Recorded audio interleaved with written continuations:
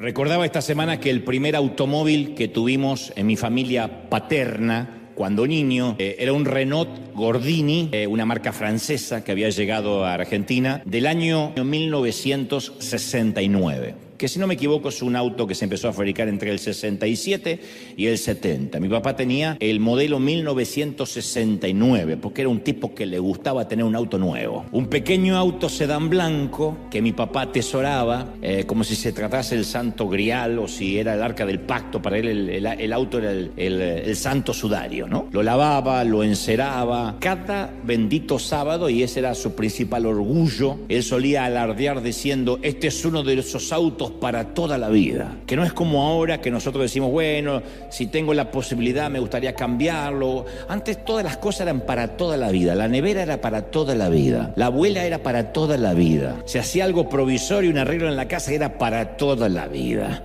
la cocina para toda la vida, y el auto no podía ser la excepción. Pero mi padre tenía una particularidad y era una aversión a los mecánicos. Los detestabas, lo siento por los que son mecánicos acá, pero no sé qué le habrán hecho a mi papá. Él creía en una conspiración de los mecánicos. Él decía que cuando uno llevaba el auto al taller, los mecánicos, por lo menos argentinos y de aquel entonces, arreglaban el desperfecto, pero a la vez le rompían alguna otra pieza para obligarlo a regresar en pocas semanas. Mi papá juraba que era así. Decía, siempre te arreglan algo y te desarreglan otra cosa para tenerte de cliente cautivo. Porque notás que cuando yo vengo con el auto arreglado empieza a hacer un ruidito en otra parte, esto me lo hacen a propósito. Así que él decía, yo no creo en los mecánicos. Y por ende, cuando sentía que el motor comenzaba a hacer algún ruido extraño, él mismo desguazaba y desarmaba el motor para ver de dónde salía ese ruidito. Era así, era una autopsia el auto. Y mi mamá decía, ¿qué estás haciendo? Buscando un ruidito. Lo extraño es que jamás había estudiado mecánica en su vida. Y cada vez que volvía a armar el motor, siempre le sobraban varias piezas. ¿Cómo puede ser que sobre esto? Decía mamá. No sé, lo habrán puesto por las dudas, porque no le encajaba en ninguna parte. Obviamente no existían los tutoriales en internet de cómo armar y desarmar un auto, pero él lo desarmaba como un Lego y lo volvía a construir. Pero le sobraban partes, no sé cómo no nos matamos. Pero hubo un suceso en particular que yo no he podido olvidar. Salimos un día en familia, no muy lejos, porque él decía que el auto no era para llevarlo lejos, ni mucho menos para entrar en la capital federal. Había que andar siempre por la zona. Eran autos que no lo quería arruinar porque era para toda la vida. Y como mi padre siempre solía hacer, encendió la radio apenas salimos para escuchar su estación AM de tango. Él escuchar tango. Era siempre muy alegre, que me abandonó, que me dejó la morocha.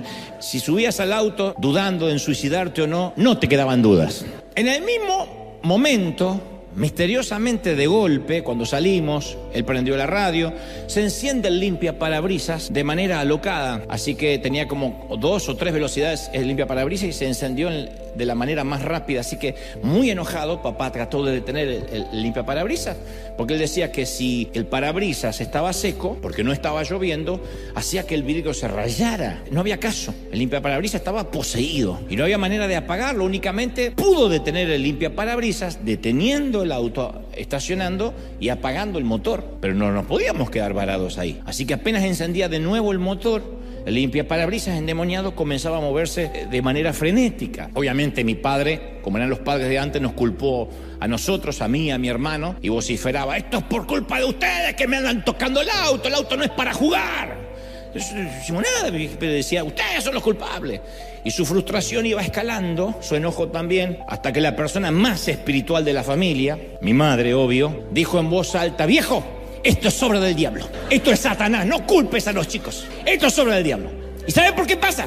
Porque cuando salimos, en vez de orar, ¿qué hace el Señor al subir al auto? ¡Ay, pone la radio para escuchar música mundana! Entonces, mi mamá siempre aprovechaba para pegarle al caído. Mi mamá era Putin, tiraba bombas y... Si en vez de escuchar música mundana, hubiésemos orado, y apagó así el tango de la radio, y vino el milagro, el limpiaparabrisas se detuvo. Ya adivinaste, ¿no? No tenía que ver ni el pobre diablo ni nosotros, sino que mi padre en su último armado del motor había cruzado los cables y había cableado la radio junto al limpiaparabrisas. Cuando apagó la radio se acabó el limpiaparabrisas. Habiéndote contado esta historia, quiero que nos hagamos algunas preguntas que requieren respuestas muy honestas, muy sinceras. ¿Por qué a veces en la vida tomamos decisiones irracionales y absurdas, contraproducentes. Digo, ¿por qué a veces nos esforzamos tanto en cambiar y después terminamos haciendo esas mismas cosas que detestamos y que dijimos que íbamos a cambiar? Es que al igual que mi padre, quiero que reciban esta palabra con humildad como yo la recibo, tenemos los cables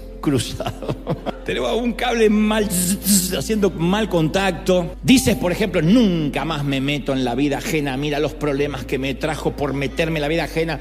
No me pongo a dar más consejos si no me lo piden. Pasan unos días y ahí estás otra vez metiéndote donde nunca te llamaron. Solo le anda limpia parabrisas, te anda solo, la lengua solo. ¿Sabes que la última vez que te preocupaste no resolviste nada? Tuviste toda la noche preocupado. ¿Qué digo toda la noche? Noches de una semana entera preocupado o preocupada. Sin embargo, después nada pasó. No fue tan grave. Y ahora que todo marcha bien, eres de las personas que busca una nueva preocupación. Señor, dame una preocupación porque me siento mal que todo va bien. Otro, decides que ya no te va a importar lo que piensen los demás. Basta, no me importa, solo me importa Dios. Y te pasas viendo qué comentan de tu foto de Instagram o qué dicen de tu último posteo. Te enoja ver el estado de cuenta de tu tarjeta de crédito, pero sigues comprando cosas innecesarias y aumentando el saldo, como si la tarjeta se pagara sola. Te prometes tener más tiempo de calidad con tu familia y sin embargo, si haces cuenta, te pasas el fin de semana haciendo maratones de Netflix y desconectado de los tuyos. Decides que vas a perder peso, pero cada viernes y sábados hace de cada comida tu última cena, esperando que alguien te traicione porque todo lo demás está igual, y vives ordenando comida chatarra. Dices la última vez y dices tengo que comer saludable, pero vives ordenando comida chatarra. Encendemos la radio, pero se nos enciende el limpiaparabrisas. O en palabras simples, como mi padre o como el auto de mi padre, tenemos los cables cruzados. Todos tenemos ciertos cables cruzados y tenemos que detener el auto, abrir el cofre o el capot y encontrar qué es lo que está mal. ¿Por qué tomamos decisiones y hacemos lo contrario? Y la razón por la cual tomamos malas decisiones se debe, en la mayoría de los casos, a la manera en que funciona nuestro cerebro. Porque yo podría inmediatamente ahora espiritualizar todo y decir son demonios, como dijo mi mamá. Este es el diablo que nos hace andar el limpiaparabrisas, porque siempre es más fácil culpar al diablo que al sonso que armó el auto. Siempre es más fácil espiritualizar la cosa porque entonces tiramos el problema afuera. El diablo me tentó, el enemigo me hace tomar malas decisiones. Fue el diablo que me dijo que pida In-N-Out para comer toda la semana. No fue el enemigo, tiene que ver el diablo. Si queremos ganar la guerra, esta batalla espiritual, hay que ganarla en la mente en primer lugar. Y tenemos que estar dispuestos a renovar el cableado de nuestros patrones de pensamiento, o sea, volver a cablear nuestro cerebro, que a priori, en primera instancia, no tiene que ver lo espiritual ahora. Ahora no, llegaremos a eso en momentos. Pero lo primero es una manera de pensar que uno, independientemente si es muy consagrado, si tiene a Cristo o no, si está lleno del Espíritu Santo o no, el cableado de la mente es otra cosa, disímil uno del otro. Nuestros pensamientos moldean lo que somos, tales como pensamos, tales como somos. Nuestras vidas siempre van a seguir la dirección de nuestros pensamientos, no del entorno, no necesariamente de los mensajes que se predican. Tarde o temprano, o más tarde que temprano, nuestros pensamientos van a dirigir nuestras vidas. Y tanto la Biblia como la ciencia moderna proveen evidencia fehaciente de que esto es verdad. En Filipenses 4:8, Pablo le escribe a la iglesia de Filipos y dice: por lo demás, hermanos, todo lo que es verdadero, todos conocemos ese episodio, me parece, todo lo que es verdadero, todo lo digno, lo justo, lo puro, lo amable, lo honorable, si hay virtud alguna o algo que merece elogio, entonces en eso pensad, en eso meditad. La orden de Pablo es: intencionalmente busca cosas buenas para pensar. No dice, y bueno, cada uno le tocó la mente que le tocó. A algunos prenden la radio y se le enciende el limpiaparabrisas. No, él dijo, hay que pensar en algo que sea digno, que tenga cosas buenas, en lo honorable. Es como una elección, un tamiz, un colador, donde uno dice, esto es lo que voy a pensar y esto es lo que no voy a pensar. Pablo afirma que nuestros pensamientos terminan moldeando nuestras vidas, todos. Terminan moldeando nuestras parejas, terminan moldeando nuestras profesiones, nuestras reacciones en la vida. Y la psicología moderna desarrolló toda una disciplina que se llama terapia cognitiva del comportamiento. Que este avance científico revela que muchos de los problemas que van desde desórdenes alimenticios, relaciones tóxicas. Cuando hablo de relaciones tóxicas no es que la culpa es del tóxico, sino de la gente que tiene una tendencia a buscar el mismo tipo de toxicidad. Adicciones y hasta la misma depresión y ansiedad tienen sus raíces en patrones incorrectos de pensamiento.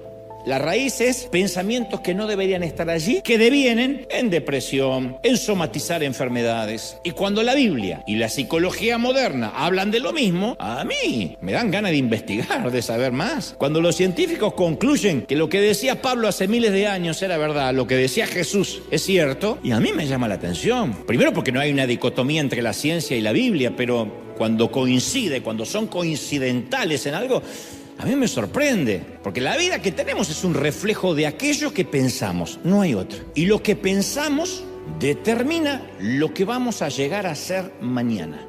Esto no es poder mental, nueva era, no, como uno piensa tal es, como dice la palabra. Pero fue Dios el que nos hizo de esa forma, Él nos creó de esa manera. Y lo que la ciencia ha demostrado hoy es aquello que dijo Salomón, o Dios a través de Salomón, hace casi 3000 años atrás, en Proverbios 23:7. Porque cuál es su pensamiento en su corazón, tal es Él. Como piensa una persona, es. No hay alguien que pueda pensar una cosa y ser de otra forma. El pensamiento es coincidental con la forma de ser, con el carácter, con el temperamento. Por eso necesitamos preguntarnos, a ver, ¿me gusta la dirección a la cual mis pensamientos me están llevando? Porque a medida que van pasando los años y uno va envejeciendo o volviéndose más adulto, yo más adulto, ustedes más viejos, uno empieza a decir, ¿me gusta hacia dónde voy? Algunos nos asustamos porque nos estamos pareciendo cada vez más a nuestros padres que no queríamos. Otros nos asustamos porque decimos, yo no era así y ahora estoy más hosco. Otros dicen, yo soy cada vez menos empático. Todo tiene que ver con el pensamiento, a dónde nos está llevando. Si la respuesta es no me gusta a dónde mis pensamientos me llevan, entonces es tiempo de modificar nuestra manera de pensar, que eso no ocurre con reprender demonios. No ocurre con decir, esto es del diablo. Ocurre con una intencionalidad de decir, voy a cambiar mi manera de pensar. Pablo le dijo a los romanos en la carta a la Roma, capítulo 12, versículo 2, le dijo, y no se adapten a este mundo, no se amolden, transfórmense mediante la renovación de la mente. Renueven la mente. Y aquí es el punto. En Alaska, cuando el clima se pone un poco más templado, porque en Alaska hay solo dos temporadas, invierno y julio. Siempre hace frío. Pero cuando la nieve se derrite, digo porque acá julio hace frío, porque allá en otros países hace quizá calor. Pero en Alaska cuando la nieve se derrite y los caminos de tierra se vuelven fangosos, algo empieza a ocurrir, que los automóviles crean largos surcos. La nieve se empieza a derretir, pasan los autos o las maquinarias y se hacen surcos. Y hay letreros por Alaska, lo pueden corroborar, que dice, elija cuidadosamente su surco porque va a estar en él los siguientes 100 kilómetros. Cuando uno se mete en el surco no puede salir, porque después es nieve alrededor, se está derritiendo pero se hace un surco. Entonces todos sabemos lo que se siente estar atrapados en un surco. Pensar lo mismo, hacer las mismas cosas, repetir patrones de conducta, experimentar los mismos problemas una y otra vez.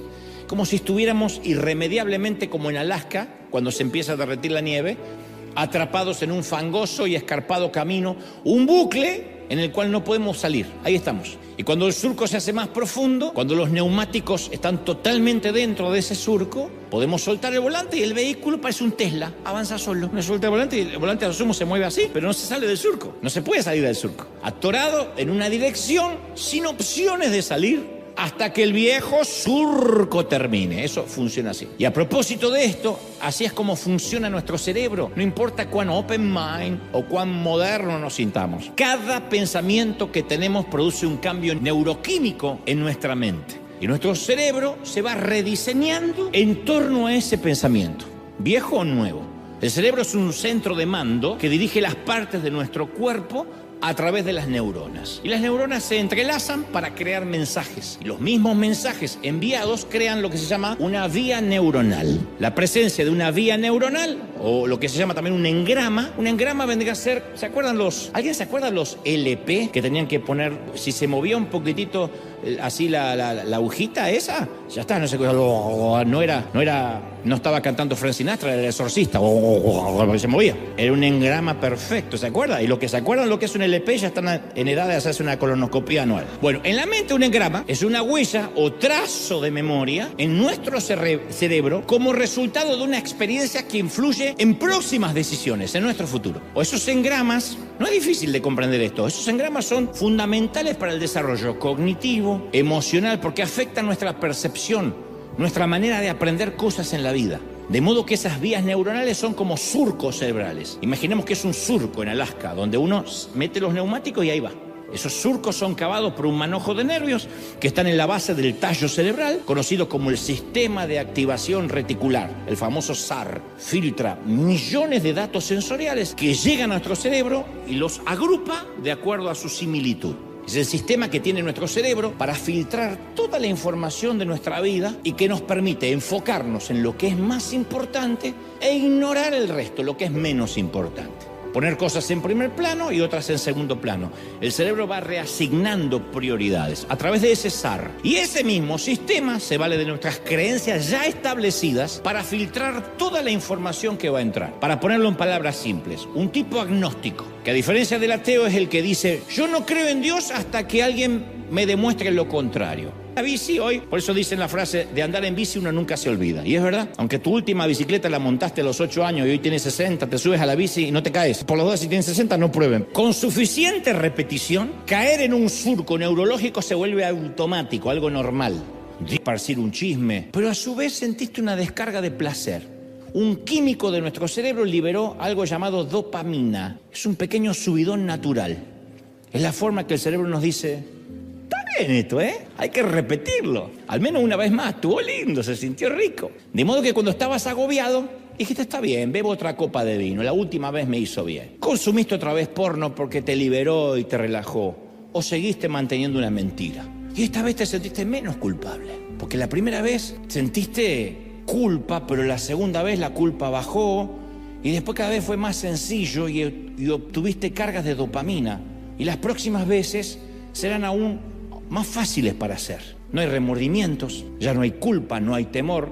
No quiero comparar, en términos de pecado todos los pecados son iguales, el chismoso y el homicida, según Dios. Pero en un tema criminal las cosas no son iguales, en el marco legal, humano. Pero eso confiesan los asesinos en series. El primer asesinato me sentí una basura, no podía dormir. El segundo costó menos al tercero y el cuarto mata gente como moscas. Porque estamos desarrollando una nueva vía neuronal, lo que Pablo define una mente cauterizada. ¿Qué es una mente cauterizada? Una mente que se cicatrizó a la conciencia. Entonces lo que hacemos muchas veces forma un viejo surco que no reconocemos, que no nos trae ni convicción de pecado, ni remordimiento, porque es un viejo surco. Ahí ponemos los neumáticos y ahí vamos. Es nuestra normalidad. Fuimos diseñados para crear hábitos de surcos neurológicos de manera fácil y eficiente para que transitemos por ellos. Dios nos diseñó así. Eso es muy útil para cepillarse los dientes sin tener que pensar, pero sería dañino para comer de más. Entonces hay surcos o huellas preestablecidas que nos desvían del camino en el que sabemos que Dios quiere que estemos. Y estamos en otro surco, lejos de Dios. Pero lo hacemos con tanta naturalidad que no nos damos cuenta que estamos fuera de la voluntad de Dios. Uno de mis surcos mentales más frustrantes, con lo que he tenido que luchar gran parte de mi vida, implican, aunque no lo creas, la necesidad de validación y aceptación. Me costó identificarlo, porque cuando es tu normalidad, salvando las distancias, como cuando el mexicano a uno le dice: ¿esto pica? No, ¿qué va a picar? Y comes lo que te dice que no es picante y te lo acuerdas cuando entra y a la salida también te acuerdas. Yo no le creo a un mexicano cuando dice: esto no pica. Ahora, ¿por qué? Porque miente. Porque es su normalidad, porque le dan el biberón con chile. Entonces lo que es normal para alguien es anormal para el otro, pero él tiene un surco de picante. Es normal. Y si quizá le sacan el chile, no encuentra sabor a la comida. En términos de humanos y espirituales y anímicos es similar. Y en mi caso, yo por años, mi surco fue que por años, insisto, fui tentado a la mentira, a creer la mentira de que puedo hallar validación en el resto de la gente. Por años. Así que yo tuve que identificar esa mentira, no fue fácil, que creo que me llevó a un viejo surco mental, irracional y contraproducente que data de mi niñez. Entonces tuve que hacerme preguntas difíciles y crudas, porque renovar la mente no es algo que le puedo decir, Señor, renueva mi mente y ya. Pablo dice, pensá todo lo bueno, se ve que es un ejercicio intencional. Para bajar de peso uno tiene que comer sano e ir al gimnasio, caminar, no puede decir, Señor, adelgázame, Padre, adelgázame esta mañana en tu nombre. Cosa que tenemos que hacer. Ahora, ¿por qué yo creo esa mentira de que necesito la validación? ¿Cuándo comenzó en mí esa falsa creencia? Bueno, posiblemente cuando me enteré que mis padres no me habían planificado, cuando me dijeron pensamos que eras un tumor, cuando soslayaron la idea que por culpa de mi nacimiento mi madre enfermó de cáncer junto con el embarazo, cuando al crecer vivía con la sensación de que yo era una molestia, yo andaba por la vida diciendo yo sé que molesto, ya me voy a ir, ya voy a poder pagar por lo que como acá. Siempre me sentí una molestia. No estoy culpando a mis padres, digo, quizás no me lo dijeron de una manera directa, pero de algún modo me hicieron sentir, o así yo lo sentía o lo percibía, y yo empecé a repetir un pensamiento hasta que se me hizo un surco. Yo tengo que hacer que la gente me quiera, tengo que hacer que me amen, tengo que hacer que me amen, tengo que encontrar validación. Y entonces me escondí tras el talento del arte, que el primero en mí fue el dibujar. Si no me amaban a mí, iban a amarme porque dibujaba. Los profesores iban a amarme porque yo dibujaba. Los compañeros me iban a tener como alguien popular porque yo dibujaba caricaturas. Amarían mis dibujos, amarían mi arte. Y al hacerme adulto me escondería tras la oratoria, o lo que me permitiera esconder mis inseguridades, que no se me note, me inventé un avatar, a la vez que mostraba una versión digna de amar y de admirar. Siempre tuve esa sensación, no quiero que me conozcas para que no te decepciones. Quédate con el Dante Gebel que habla, que sabe lo que dice, que sonríe. Y hasta el día de hoy, después de un mensaje o de un show o de un programa de televisión, que de hecho me contratan para hacer programas de televisión o programas de radio, o sea, me pagan para eso. Yo no tendría que estar preguntando, ¿te gustó? Si me contrataron es porque les gusta, o porque creen que soy bueno al menos. Pero muchas veces cuando yo pregunto, ¿te gustó?, me dicen cosas que no quiero oír. Yo digo, ¿por qué sigo preguntando? Yo soy de hacer mucha catarsis frente al espejo, porque cuando uno no tiene que inculpar, está maravilloso mirarse al espejo y decir, pero ¿qué tiene en la cabeza? ¿Qué tiene en la cabeza? A mí me gusta decir, hace 30 años que haces esto, Dante, hace 30 años te diciendo, me gusta, ¿te gustó? ¿Qué te importa? ¿Te gustó? ¿Sí? Y a veces sale alguien, algún técnico me mira y dice, ok, y se va.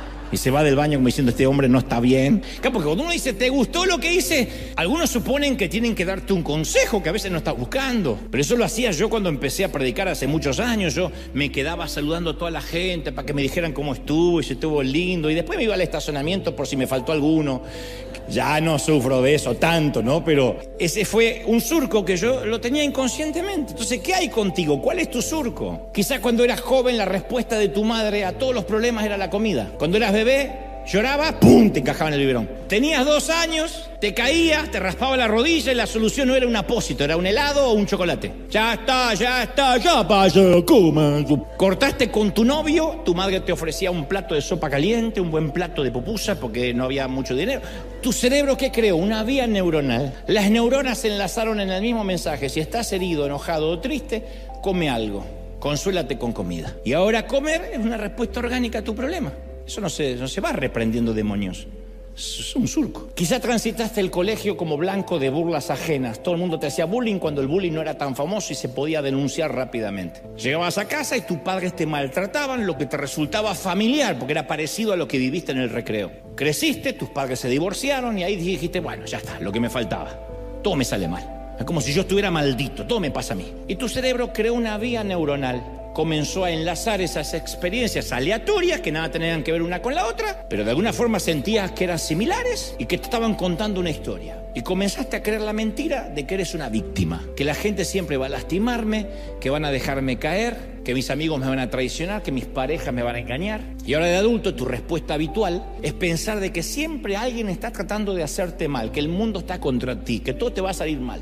Tal vez terminaste una relación difícil, entonces saliste a la calle y te cambiaste el color del cabello. En el caso que eres una dama, te hiciste las uñas, compraste un montón de ropa nueva que no necesitabas. Tu cerebro liberó dopamina y te sentiste bien en semanas. Por fin, la primera vez que pienso en mí. ¿Qué hace el cerebro? Hagámoslo otra vez, está bueno. Crea una vía neuronal. Tu cerebro crea un surco y cada vez que rompes una relación sales a comprar algo. a juzgar por toda la ropa que tienes muchas relaciones rotas. Cuando estás decepcionado, cuando sientes que no es suficiente, cuando estás enojado, cuando no te sientes valorado, compras algo que no está a tu alcance. Y ahora todo está en la tarjeta de crédito, lo que agrava el problema. O una noche te sentiste aburrido y te pasó lo peor que te puede suceder cuando te sientas ante internet. Buscar algo que no sabes qué estás buscando. Cuando uno va a internet y dice, a ver, y no sabe lo que está buscando, es lo peor. Es como salir con un arma diciendo, a ver, ¿a quién le disparo? Entonces viste aburrido, algún desnudo, deambulaste por ciertos sitios extraños y te sacaste la lotería de la dopamina. Y cada vez fue un poco menos incómodo, menos culpa, y después tuviste que aumentar la dosis de lo que veías hasta que se te formó un surco. Y hoy te asusta pensar en todo lo que necesitas ver y consumir para lograr la excitación. Eso no empezó de la noche a la mañana. No nace un bebé y se le dice, señora, acaba de nacer un bebé lujurioso. Pues dice, eso lo traigo de los genes. No, es un surco. Entonces la intención original de Dios es que tuvieras una mente pura, pero fue profanada y ahora parece que ya no hay vuelta atrás. En todos estos ejemplos los cables están cruzados. Ocurrieron ciertos sucesos intencionales o no, que formaron un patrón dañino que creó un viejo surco tóxico. Y como digo siempre, a mí no me gusta hablar solo de la patología y que se vayan todos deprimidos sin el tratamiento o la terapia. Me gusta plantear la patología e inmediatamente dedicar a la otra parte del mensaje a la solución, o al menos a algo que se asemeje a una solución. Yo no sé si reconoces algunas de estas frases. A ver, el 1 de enero dejo de comer carbohidratos. Ya está. Voy a ser vegano. No. Desde el lunes hago ejercicio todos los días, ¿eh? No, pero empieza una vez a la semana. No. Todos los días, ya está. Otra. Me voy a desconectar de las redes sociales. Me harté.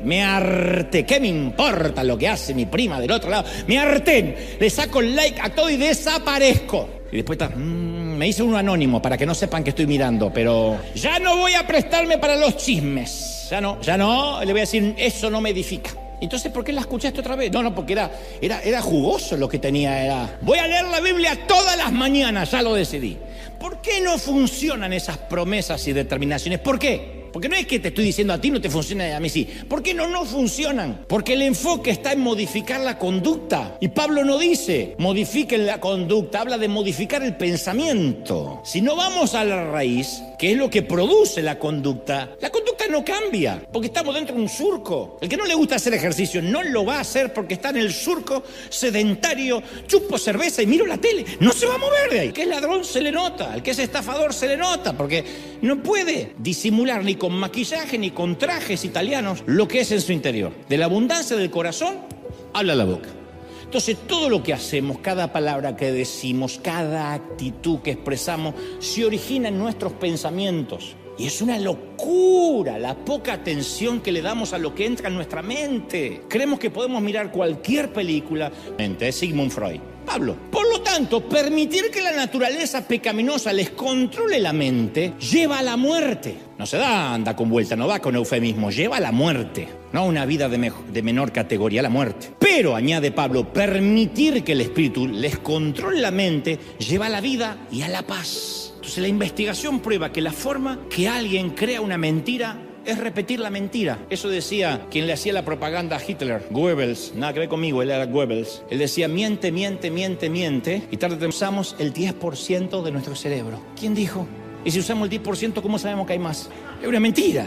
No está comprobado por nadie eso. El alcohol ayuda a dormir mejor. Eso lo dijo un tío borracho. ¿Qué va a ayudar a dormir mejor? Te palma, pero no duermes en paz. No es reparador el sueño, por eso da la resaca de la mañana. El frío causa resfriados. No, el frío no causa resfriados. Son bacterias, no el frío. Uno se puede resfriar en verano. El desayuno es la comida más importante del día. Dijo uno que le encanta comer a la mañana. Y como que lo dijo un médico. Los alimentos integrales no engordan. El azúcar moreno es más sano que el blanco. Tampoco es verdad. Te va a envenenar igual. Lo que pasa es que es más negrito, pero te va a envenenar igual. Si el niño se golpea en la cabeza, no lo dejen dormir porque quizás no se despierte más. No existe eso. El cáncer se hereda. No. La gran muralla china se puede ver desde el espacio. ¿Quién fue el astronauta de acá que dijo eso? ¿Quién? Uno va a la muralla china y no hay forma que se vea del espacio. A los toros les enfurece el color rojo. Ni ven el color los toros. Nunca despiertes a un sonámbulo porque se puede morir. ¿Quién lo dijo? ¿Saben las suegras sonámbulas que hay que despertarían los yernos con gusto? Si fuera esto, ¿verdad? Mentiras, pero se repiten, se repiten, se repiten. Una de las peores, 1 año de perro son 7 años de humano. Mi perrito tiene 5, o sea que tiene 35 años. ¿Quién te lo dijo? Las suegras existen porque el diablo no puede estar en todas partes. Ahora que estuve en Argentina me presentaron un yerno feliz, de verdad. Me dice, yo sé que hablas, Dante, siempre de la suegra, yo sé que es chiste, pero yo amo la mía. Y me encanta porque la mía se llama Lucía Fernández y le digo amorosamente Lucifer.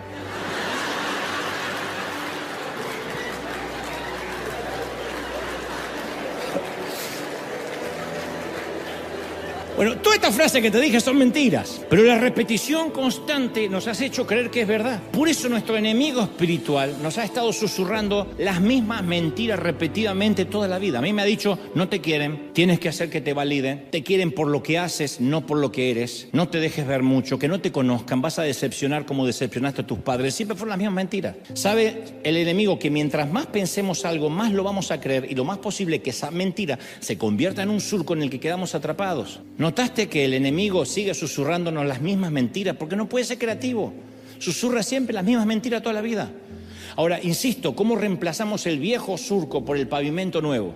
La respuesta se encuentra también en la repetición. Nos han dicho mentiras una y otra vez. Necesitamos decirnos la verdad una y otra vez. Una y otra vez. La repetición es lo que creó el viejo surco. La repetición es lo que va a crear el nuevo pavimento. Hace un tiempo, esto yo te lo conté en su momento, leí la noticia que China fue el país que durante décadas fue el mayor receptor de basura mundial para reciclarla. Y se cerró desde hace relativamente poco a cualquier tipo de residuo procedente del extranjero. Porque desde hace unos años Pekín decidió enfocarse en gestionar sus propios desechos que genera su propia población, que son millones. China fue el vertedero del mundo desde los 80 y ha recibido el 70% de la basura generada en los Estados Unidos y en Europa. Entonces los desechos entraban en sus plantas de reciclaje, las limpiaban, trituraban, transformaban, reutilizaban casi la mitad de los productos reciclados y eran vueltos a enviar a todo el mundo. Pero con los años este proceso le ha pasado una gran factura al medio ambiente de China y la salud de la población llegó a ser uno de los países más contaminados del planeta. Así que el papel de China lo han adoptado otros países ahora como Turquía, que lidera el ranking de importación neta de residuos, Vietnam, Malasia, Laos, la India. Pero lo anecdótico es que con esta nueva normativa, cuando se cambia la ley, quedó un barco a la deriva, vagabundo en alta mar, un barco, le dicen un barco casi pirata actualmente, que se llama el Pelícano. Es el barco menos deseado del mundo. China cambió la ley y ya no lo quiso recibir. Las Bermudas tampoco.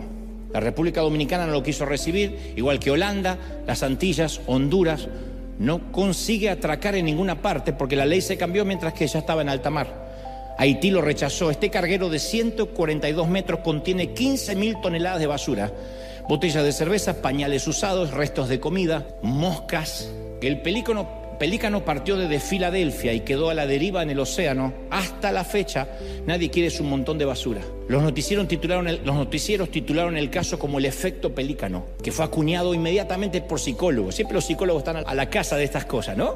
Cuando una persona es muy tóxica, le dicen que sufre el efecto Pelícano, porque nadie lo quiere en sus puertos. ¿Quién querría acoger un corazón maloliente? La vida nos va vaciando basura sobre la cubierta. Todo se va amontonando, la basura nos afecta, contamina nuestras relaciones y podemos estar seguros de esto. Los pensamientos llenos de basura de hoy son las acciones y lo que va a apestar mañana. Los celos de hoy son las causas del divorcio de mañana. Los celos de que, bueno, ¿quién no cela?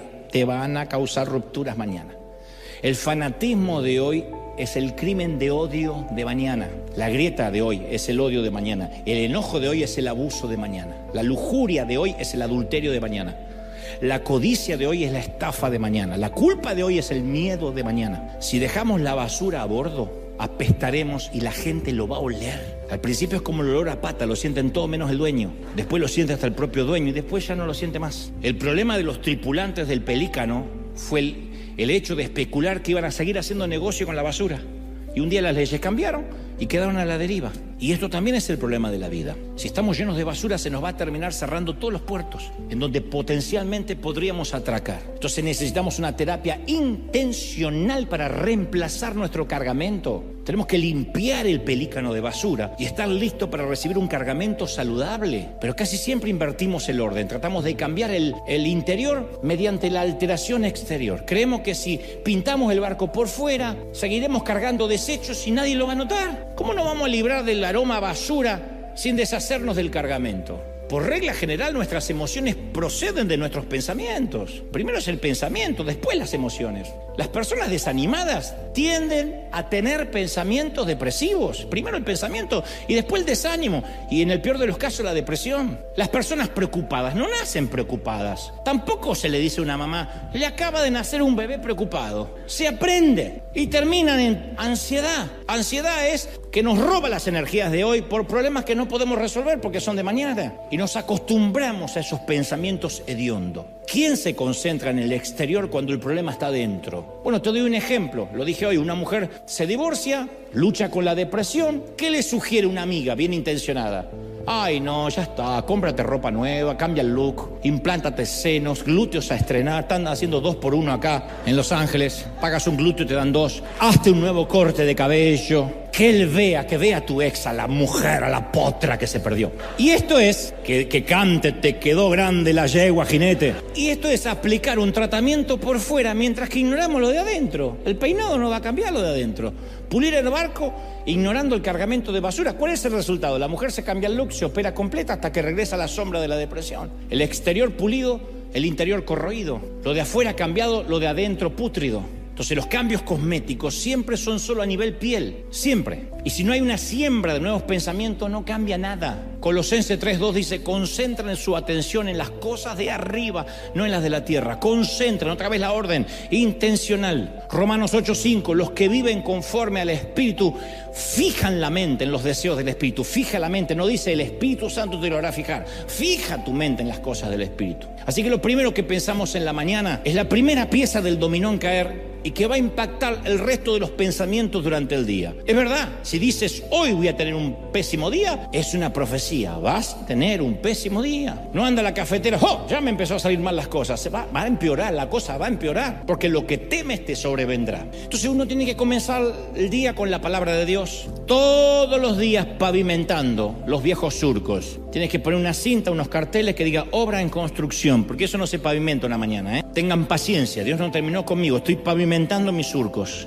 Y permitir que Dios vuelva a cablear de a poquito el cerebro. Ese es el arte de meditar en Dios, sacar las cosas malas que nos enseñaron nuestros padres, que heredamos, o de la cultura. Yo no sé qué se te viene en la mente cuando digo meditar, pero según la Biblia es enfocar los pensamientos en Dios. La meditación oriental es otra cosa, es un vaciado de la mente. Que te dicen vacía la mente, no, la Biblia dice es lo opuesto. La meditación bíblica es llenar nuestra mente con la palabra de Dios, no vaciarla, llenarla, reemplazar los surcos por pavimento, deliberadamente en aquello que permitimos que entre a nuestra mente. Así que por una vez quisiera sugerirte que aprendamos algo bueno del gobierno de China, de Pekín. Es hora de decir, no acepto más basura, punto, se acabó. Mucho menos basura extranjera, que hay gente que se preocupa por basura extranjera, y darle un portazo a ser el vertedero del mundo. Toda la basura mental tiene que ser desalojada para dar lugar a un nuevo patrón de pensamiento. Hay que revocarle la visa de turista a los pensamientos negativos que se quieren quedar a vivir de ilegales en nuestra mente. Es hora de hacer una redada y sacar los pensamientos ilegales. Y decir, yo voy a pensar lo que quiera pensar, voy a ser intencional. El poder de la mente es, alguien se puede morir, si empieza a declarar que se va a morir, se termina muriendo, somatiza. Entonces es hora de limpiar nuestro barco y es hora, mi gente, de pavimentar los viejos surcos, que no son la senda antigua, son viejos surcos.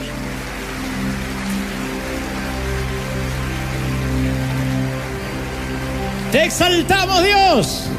Vamos a darle un aplauso grande, grande, grande al Señor de señores, al Rey de Reyes. Si crees que Dios te habló, si crees que Dios te habló esta mañana, ¿lo crees? ¡Bendito eres! ¡Shabbat! Vamos, celebremos que Dios nos ama tanto y nos habla y nos redime. ¡Bendito eres! Vamos a orar. Levanta tu mano al cielo y si estás por primera vez aquí o en casa y dices, Señor, quiero recibirte como mi Salvador, como mi Señor, lo único que tienes que hacer Estás a una oración de distancia, decirle: Señor, perdona mis pecados, libérame de las canalladas que he hecho en el pasado, hazme una nueva criatura. Pero todos vamos a unirnos, los nuevos, los más antiguos, en una sola oración, en un solo clamor. Cierra tus ojos un minuto y oramos al Señor. Padre, he transmitido lo que creo me has dicho que diga. He hablado, Señor, lo que me has dicho que tenga que hablar. Pero ahora solo quiero poner mi mente, mis ojos en ti. Quiero, Señor Jesús, orar para que todo lo que fue hablado hoy sea parte de mí, forme parte de nuestra dinámica de vida. Vamos todos orando, todos clamando al Señor. Digan: Señor, este es el día, este es el día que ha hecho el Señor. Nos alegraremos, nos gozaremos en Él. Todas son órdenes intencionales. Todo lo que Dios dice es: piensa. Y eso es lo que queremos hacer, pensar en ti, enfocarnos en ti. Señor, líbranos, ayúdanos. ¿Le gustaría hacer algo simbólico conmigo? Se animarían solo quienes quieran, no es una obligación, poner su propia mano en su propia mente, en su propia frente y decir: Señor, oro por mi mente ahora. Oro, Señor, para que esta mente no decida como un caballo desbocado cómo me va a ir durante el día. Ya nunca más quiero darle el control a mi mente. Que nunca más decida si estaré triste o alegre. Que nunca más me robe las energías y el enfoque de lo que Dios me mandó a hacer. Blindo mi mente con el Espíritu. Señor, solo puedo hacer lo que puedo, ir a la raíz. Te prometo pavimentar todas las mañanas un poquito el viejo surco, pero tú ayúdame sobrenaturalmente y dame la fuerza del Espíritu para hacerlo. Ayúdame, Señor, para que mi mente sea nueva, para que cambie la dirección, cambie la brújula. Y si me dirigía hacia el sur, enfile hacia el norte. Si estaba en el oeste, me pongo otra vez hacia donde tú querías. Considera, Dios, mi cabeza, mi mente. Yo sé que hay gente aquí muy inteligente, y ese justamente a veces suele ser lo que atenta contra tu vida espiritual. Razonas demasiado. Y tú sabes que yo no soy un tipo que va a las emociones pasando por alto el intelecto. Yo respeto mucho el acervo cultural, la intelectualidad de la gente, pero no obstante, quienes razonamos mucho a veces tenemos un impedimento, porque a todo le buscamos explicación, todo queremos que tenga un sentido, y la fe no opera así. Por eso poner la mente en las cosas del Espíritu es: Señor, aún contra el sentido común confiaré en ti. Y viviré un día a la vez, seguro, afianzado, anclado en lo que tú me has dicho, y que crea en tu Espíritu Santo. Padre, oro por los que están aquí, por los que están en casa también, poniendo su mano sobre la mente de manera simbólica. Y que esta oración llegue a lo profundo de nuestro ser, de nuestro corazón, independientemente de los credos, independientemente de los países, de las etnias. He predicado una palabra que va para todo mundo y he sido fidedigno a lo que creo me has revelado para hoy. Gracias por esta palabra. Gracias por este tiempo. Los bendigo y nos bendecimos, Señor, confiando en que nuestra mente cambia para el resto del año, al menos para el resto del año, empezar a pavimentar. Obra en construcción. Gracias por la paciencia. Estamos construyendo, estamos trabajando para usted y para mí. Estamos trabajando para ser mejores, conforme a la estatura de la plenitud de Cristo. Amén, amén y amén. Dale un aplauso al Señor grande. Chau, que ese aplauso sea hasta el Señor de señores. Nos vemos el domingo que viene. No te pierdas los próximos mensajes que renovarán tu alma. Haz clic en el siguiente video y sigue fortaleciendo tu fe en la presencia de Dios. Durante los procesos de Dios, a veces creemos que estamos caminando en una dirección, pero Dios termina enviándonos en una dirección distinta. Y los plan B de Dios no terminan siendo nuestros plan A. Hace varios años atrás, yo tenía que predicar en cierto país y por alguna razón no tenía ganas de viajar. Finalmente supe que tal como lo presentía, supe por qué estaba reticente a ir. Fui y el sonido, la logística, la organización, todo era un espanto. Y la pasé bastante mal, porque la gente no oía. Así que de igual modo prediqué, ya estaba ahí. Y cuando bajo del stage, un muchacho me sigue hasta el auto, que me iba a llevar supuestamente hasta el hotel. Y dice: ¿puedo hablar contigo? Yo no quería hablar con nadie. Dice, pero no, pero te quiero confesar, tú eres como mi hermano mayor. Y lo vi al muchacho necesitado de hablar. Me dijo que su papá lo había abandonado, que mis mensajes lo mantenían con vida. Y entonces, por alguna razón, me quedo unos minutos con él, platicamos. El chofer me decía, vamos. Yo dije, no, me quedo unos minutos. Por alguna razón sentía de quedarme. Oré por él, me abrazó muy fuerte. Antes me dio un dibujo de mí que aún conservo. Y me dice, cumplí mi sueño, me podría morir mañana. Y antes de subirme al avión al día siguiente, me dijeron que esa misma noche el muchacho había tenido un accidente fatal y había perdido la vida. Desde las primeras veces que llegué a este país, hubo un sitio que siempre me llamó poderosamente la atención.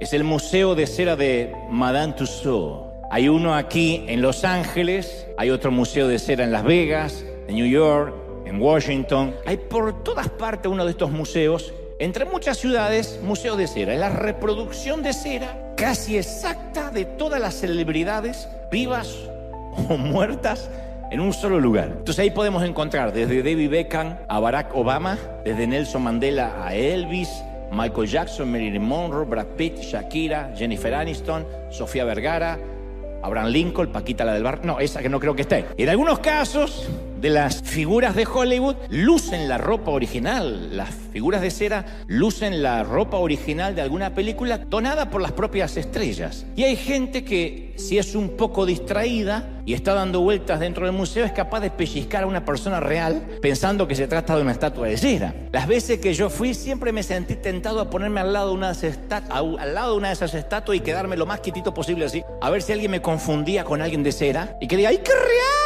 Y te pellizque, ¿no? De hecho, esa idea se le ocurrió ya a Arnold Schwarzenegger, quien se hizo pasar por una estatua, vestido, luqueado como Terminator, y cuando se movió de pronto para saludar a los turistas, casi mata de un infarto a dos señoras. Lo que sucede es que cuando entramos a ese tipo de museo, luego de unos cuantos minutos de ver gente que no es real, perdemos el sentido de quién es de cera y quién no lo es. Especialmente cuando vemos señoras demasiado maquilladas. Uno dice, ¿serán de cera? No, están maquilladas nomás para salir. Y creo que algo similar a veces nos pasa en la vida real. En ocasiones, cuando uno está rodeado de tanto fingimiento, ya no distinguimos a ciencia cierta lo que es verdadero. Por eso los expertos afirman que para detectar los billetes falsos hay que familiarizarse mucho con los billetes reales. Uno no puede aprenderse todos los billetes falsos que existen y que se van a inventar. Entonces uno tiene que aprenderse cómo lucen al tacto, porque existen diferentes tipos de billetes falsos, pero hay que entrenarse, insisto, en conocer los auténticos para detectar de manera inmediata los que son una réplica. Pero aún así, uno puede vivir rodeado de falsedad. Y esto se debe a que la mayoría preferimos fingir hasta nuestra propia identidad. El fingimiento es parte de la raza humana. Nunca mostramos realmente lo que somos. Las redes sociales es la punta del iceberg de lo que trato de decir. ¿Se acuerdan cuando tenías 20 años y sacabas una selfie así y ya la publicabas? Después de los 50 uno saca 50, 60, 70 fotos, 32 filtros, hasta que ponemos una y todos en el perfil lucimos 30 años más jóvenes. Después lo ves en la realidad y es la mamá de la que aparece en el perfil. Porque nos gusta fingir. No importa que no somos esa persona. No importa que no somos reales. Mientras que crean que somos así y así lucimos, nos encanta fingir. Yo recuerdo que cuando tenía 17 años necesitaba un empleo que demandaban que tuviera 21. Y obviamente yo no estaba dispuesto a irme a casa y esperar 4 años hasta tener esa edad y conseguir el empleo. Así que tomé mi documento y meticulosamente con una hoja de afeitar cambié el último dígito de mi año de nacimiento. No sigan este ejemplo de mis años de mundano. Un momento perdido mío. Falsificar un documento público es un delito gravísimo. Pero de manera instantánea pude ganar 4 años más, así rápido, y conseguí el empleo. Además de alardear con las chicas de lo joven que me veía, que me decían, te ves muy joven para tener 21. Y sí, así me hicieron. Heredé la genética alemana, porque me veía más jovencito. Lógicamente tenía 17, pero yo quería tener 21 y cambié el documento. Obviamente aquel delito prescribió y hoy en día, si pudiera cambiar un número del documento, le quitaría años en lugar de agregarle. Pero todavía existen personas que borran parte de sus vidas y pretenden ser alguien que aún no son. Y todo lo hacemos en mayor o menor medida, todos fingimos. Y no creo necesariamente que sea por razones maliciosas, porque todos tenemos idea de quiénes queremos ser. Y mientras que llegamos hasta ahí, a esa persona que queremos ser, a veces fingimos ser más mayores, más inteligentes e incluso más espirituales de lo que realmente somos. Y cuanto más tiempo llevamos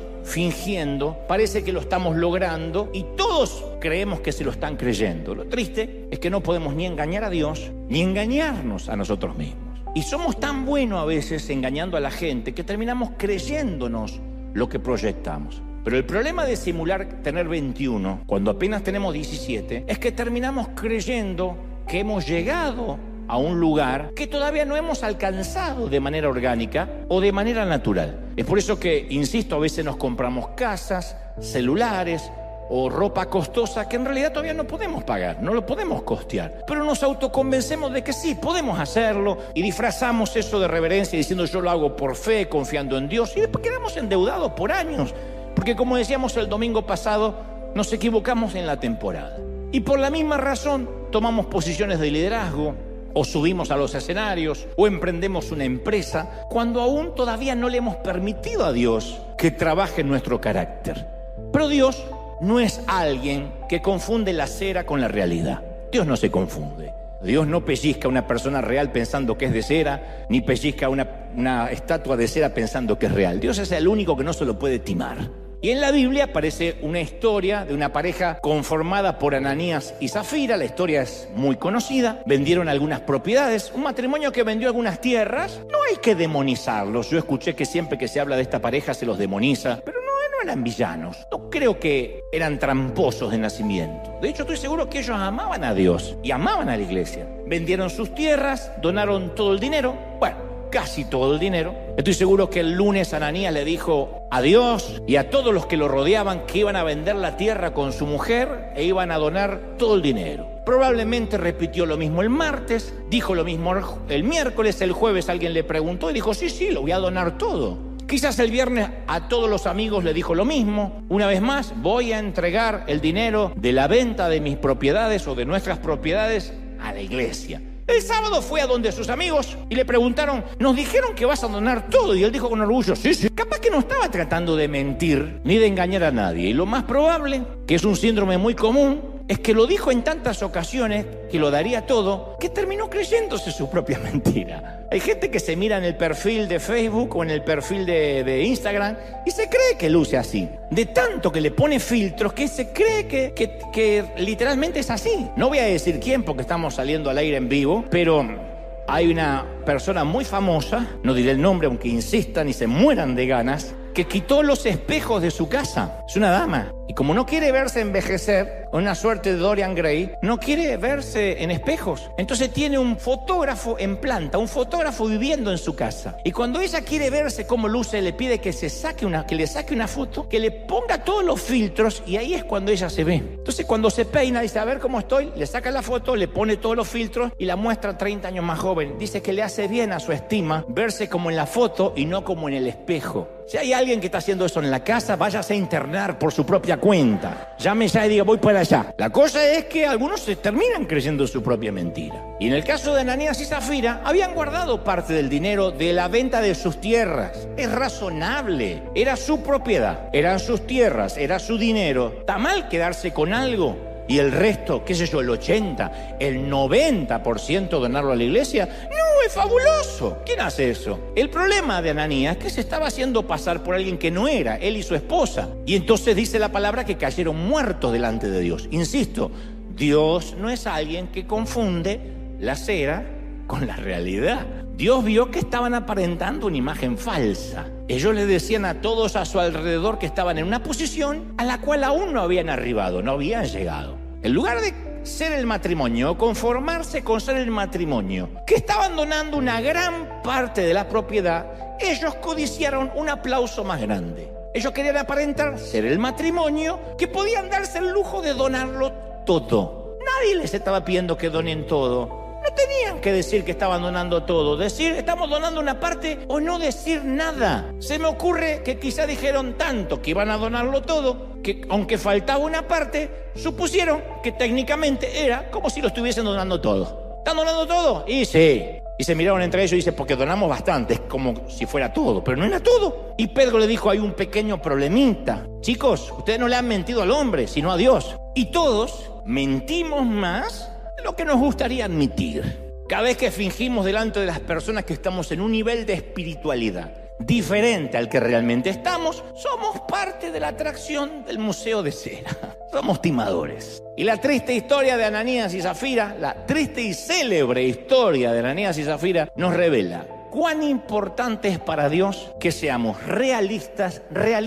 Ninguno tenga más alto concepto de sí mismo del que deba tener, sino la realidad. Este soy. Transparente, abandonado, que mis mensajes lo mantenían con vida. Y entonces, por alguna razón, me quedo unos minutos con él, platicamos. El chofer me decía, vamos. Yo dije, no, me quedo unos minutos. Por alguna razón sentía de quedarme. Oré por él de manera rápida, tampoco voy a decir que me pasé media hora orando. Oré por él, me abrazó muy fuerte. Antes me dio un dibujo de mí que aún conservo y me dice, cumplí mi sueño, me podría morir mañana. Y antes de subirme al avión al día siguiente, me dijeron que esa misma noche el muchacho había tenido un accidente fatal y había perdido la vida. Y entonces supe que ese viaje no era el servicio lo que Dios tenía en mente, no era la reunión de la noche, sino que Dios había arreglado una cita para hablar con aquel muchacho. Y la Biblia está llena de esas historias de hombres y mujeres que fueron llamados para un propósito, pero en algún momento de sus vidas y por cierta temporada o por cierto proceso, Dios les cambió la dirección de manera inesperada o arregló una cita que no estaba en la agenda. El camino de Dios por lo general nunca es el más rápido. Pocas veces es el más fácil, pero siempre es el mejor camino. Aunque a nosotros nos suene un plan B, aunque a nosotros nos suene que no es